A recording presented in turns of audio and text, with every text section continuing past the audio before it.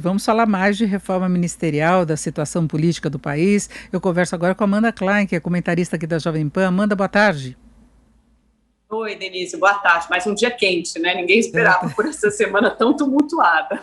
Já começou a segunda-feira, vem a coisa conta-gota, a gente falou até onde vai essa mudança toda de governo. E agora, pegando também as Forças Armadas. Estão me lembrando aqui que ainda bem com a semana curta, que tem feriado, né?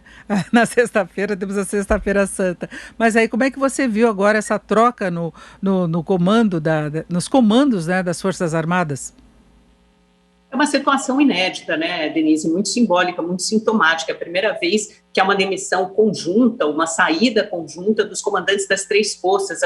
Acho que se a gente tentar encontrar um paralelo recente na história, talvez tenha sido a demissão do ministro do Exército, Silvio Frota, no governo Geisel, em 1977. Havia uma pressão muito grande, o Geisel corria o risco de perder controle sobre as Forças Armadas, a máquina de repressão das Forças Armadas, sob o comando do general Silvio Frota. Isso aconteceu logo após os assassinatos de Vladimir Herzog e do operário Manuel Fiel Filho. Então, foi nesse contexto que ele demitiu o ministro Silvio Frota. E agora a gente tem essa saída misturada com demissão conjunta dos três comandantes das Forças Armadas, ou seja, é uma situação absolutamente inédita, mas agora num governo democrático e num governo civil. E por que essa mistura? Porque havia uma intenção dos três comandantes pedirem a saída, né, colocarem seu cargo à disposição e deixarem os comandos das cúpulas das Forças Armadas, mas o Braga Neto, segundo uma fonte que eu ouvi, que esteve presente na reunião, trucou e pediu que eles saíssem. Então, foi uma ordem, um pedido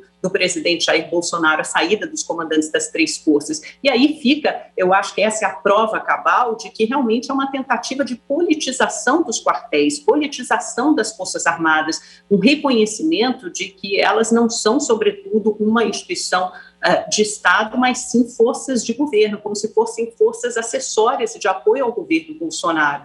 Interlocutores das Forças Armadas dizem que não há risco de instabilidade institucional e sejam quem forem os novos comandantes da Marinha, Exército e Aeronáutica, vão se portar, vão servir à Constituição Federal e não há nenhum risco de golpe ou de desvio, melhor dizendo, nas funções das Forças Armadas. Mas, de qualquer forma, o clima em Brasília é tenso, todo mundo com um ar de sobressalto, inclusive no Supremo Tribunal Federal. Vários partidos emitiram nota, tuitaram, né, o MDB, o DEM, o PSDB, o Novo, todos muito preocupados com a situação, com o risco que isso impõe à democracia às vésperas do 31 de março, que é aniversário do golpe de 64. E que desta vez vai ter, inclusive, autorização para comemoração, não é, Amanda? Exatamente amanhã, né, nesta quarta-feira. E preocupa quando você vê o conjunto do que a gente tem acompanhado em relação às falas do presidente, a resistência dele a ações, a decisões do Supremo, a decisões dos governadores, de prefeitos em relação à pandemia, às restrições de atividade. São coisas que contrariam o presidente e que ele não assimila bem, não é? Exatamente, acho que você colocou perfeitamente o contexto, você ilustrou, esse é o pano de fundo, Denise. Então, são duas decisões recentes que incomodaram muito o presidente. Primeiro, a anulação das condenações do Lula pelo ministro Edson Fachin. Há pessoas que dizem que o ministro Fernando Azevedo e Silva, da Defesa, e o comandante do Exército, Edson Pujol, teriam sido pressionados pelo presidente a se pronunciarem nos moldes do que o então chefe das Forças Armadas, general Vilas Boas, havia feito lá atrás, ainda no governo Temer, né, por ocasião do julgamento do habeas corpus do Lula pelo Supremo Tribunal Federal, dizendo que as Forças Armadas não compartilhavam com a impunidade, assim como a sociedade brasileira. Não houve qualquer menção nesse sentido pelas Forças Armadas, por mais que elas não gostaram, também não tenham apoiado a decisão do Edson Fachin, elas mantiveram a sua distância e sua posição institucional. E o outro contexto é isso que você colocou, que são essas medidas restritivas de lockdown anunciadas pelos prefeitos e governadores, que incomodam muito o presidente da República. E foi aí que ele já mencionou pelo menos 2 vezes recentemente, fez uma menção como meu exército.